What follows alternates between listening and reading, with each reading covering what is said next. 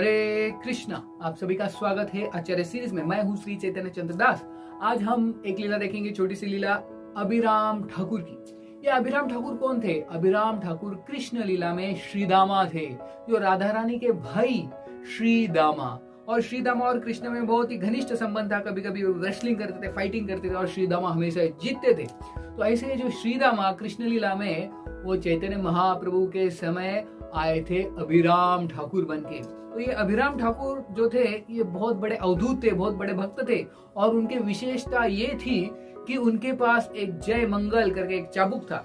ये चाबुक जो किसी को भी वो मारते थे तो वो तुरंत शुद्ध भक्त बन जाता था, कृष्ण प्रेम में पागल हो जाता था। तो ऐसा उनके पास एक चाबुक था जिसका नाम था जय मंगल। और उनकी क्या विशेषता थी? वो किसी को भी अगर दंडवत करते थे और अगर वो व्यक्ति शुद्ध नहीं है, 100% शुद्ध भक्त नहीं है, तो वो तुरंत मर जाता था। तो इसीलिए वो सबको दंडवत नहीं करते थे, गिने चुने लोगों को ही दंडवत प्रणाम करते थे।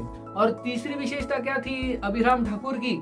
अगर कोई अर्च विग्रह है और वो अर्च विग्रह में भगवान साक्षात प्रकट नहीं है, तो अगर अभिराम ठाकुर उस अर्च विग्रह को दंडवत करते थे तो वो अर्च विग्रह टूट जाता था, चूरा चूरा हो जाता, उसका पाउडर हो जाता था उस अर्च विग्रह का, अगर उसमें भगवान साक्षात प्रकट नहीं है। तो ऐसे थे अभिराम ठाकुर। तो ये जो अभिराम ठाकुर है चैतन्य लीला में इनका नाम आता है। और वो एक बार जो है रघुनंदन ठाकुर, जो कि श्रीखंड में रहते थे, हमने उनकी लीला देखी थी श्रीखंड में, कैसे रघुनंदन ठाकुर के हाथ से गोपीनाथ साक्षात वो भोग खाते हैं, लड्डू खाते हैं। तो ऐसे जो रघुनंदन ठाकुर की जो उन्होंने महिमा सुनी थी अभिराम ठाकुर ने, तो वो सोचे कि चलो जाके हम क्या करते हैं, उनको मिलता हूं मैं, ये जो रघुनंदन है उनसे मिलना चाहिए। इतना बड़े भक्त है, साक्षात भगवान आके उन्होंने उनके हाथों से भोग खाया है, तो मैं उनसे मिलना चाहता हूँ। तो अभिराम ठाकुर निकलते हैं श्रीखंड जाने के लिए, रघुनंदन ठाकुर को मिलने के लिए।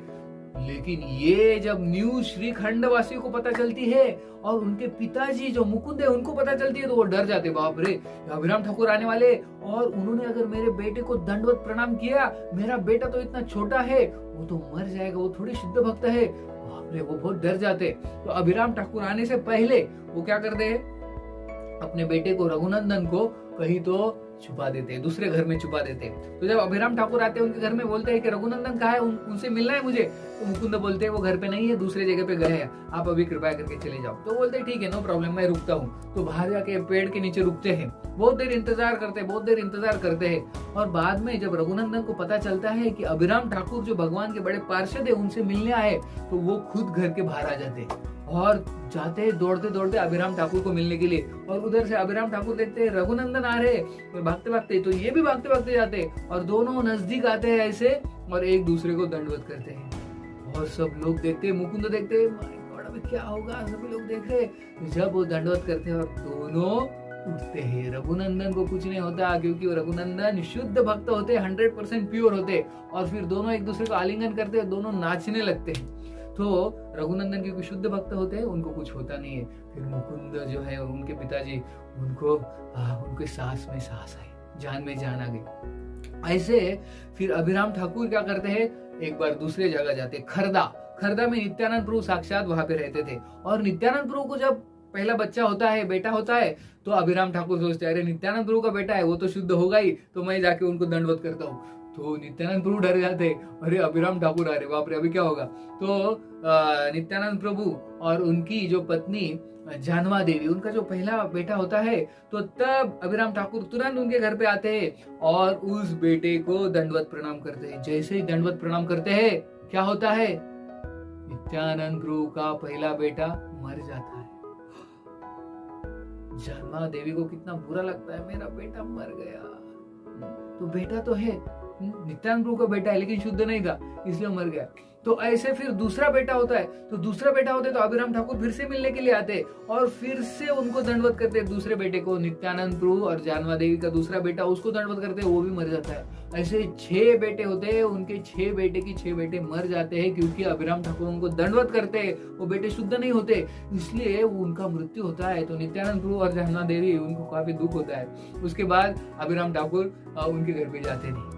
तो फिर अभिराम ठाकुर सोचते अरे, और एक बड़े भक्त की उन्होंने न्यूज सुनी थी, किनकी न्यूज, गोपाल गुरु गोपाल गुरु करके, ऐसे गोपाल करके एक छोटा सा बच्चा था और वो महाप्रभु के साथ जगन्नाथपुरी में रहता था, महाप्रभु से मिलता था, उनके साथ वार्तालाप करता था और महाप्रभु के लिए वो बहुत काफी प्रिय था।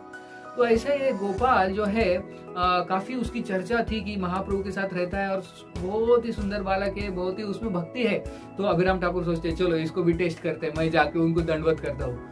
तो जब ये खबर पता चल जाती है गोपाल को और गोपाल के माता पिता को, वो डर जाते, बाप रे अभिराम ठाकुर आने वाले हैं और मेरे बेटे को दंडवत करेंगे। मेरा बेटा, छोटा बेटा गोपाल, वो तो शुद्ध नहीं है, वो उसको अगर दंडवत करें तो उसका मृत्यु हो जाएगा। तो वो डर जाते हैं और फिर गोपाल भी थोड़ा डर जाता है। तो जब अभिराम ठाकुर आते हैं मिलने के लिए उस बेटे को, वो छोटा जो गोपाल है उसको मिलने के लिए आते हैं, तो वहां पे साक्षात महाप्रभु होते और ये गोपाल वहां पे होता है और वहां पे तुरंत कौन आ जाता है, अभिराम ठाकुर, और वो दंडवत करने लगते हैं किसको, गोपाल को। तो ये छोटा बच्चा गोपाल वो डर जाता है अभिराम ठाकुर को देखते, वो तुरंत जाके महाप्रभु के गोद में चढ़ जाता है और महाप्रभु उसको उठाते। और जब अभिराम ठाकुर दंडवत करते हैं तो गोपाल को कुछ होता नहीं है, हालांकि वो शुद्ध नहीं है, लेकिन महाप्रभु के गोद में है, महाप्रभु उनको बचा लेते हैं। तो ऐसे थे अभिराम ठाकुर, जो कि कृष्ण लीला में साक्षात कौन थे, श्री दामा राधा रानी के भाई। तो ऐसे वो लीला करते थे। उनकी लीला हमारे समझ के बाहर है, क्योंकि वो एक अवधूत थे। तो जिसको भी दंडवत करते थे, अगर वो शुद्ध नहीं है तो उसका मृत्यु हो जाता था। और किसी डीटीज को दंडवत करते थे, उस डीटीज में भगवान नहीं थे साक्षात, तो डीटीज टुकड़े टुकड़े हो जाते थे। और उनके पास एक जय मंगल था, जिस किसी को मारते थे वो कृष्ण प्रेम से पागल हो जाता था। तो ये है ऐसी अभिराम ठाकुर की छोटी सी लीला। बहुत बहुत धन्यवाद। हरे कृष्ण।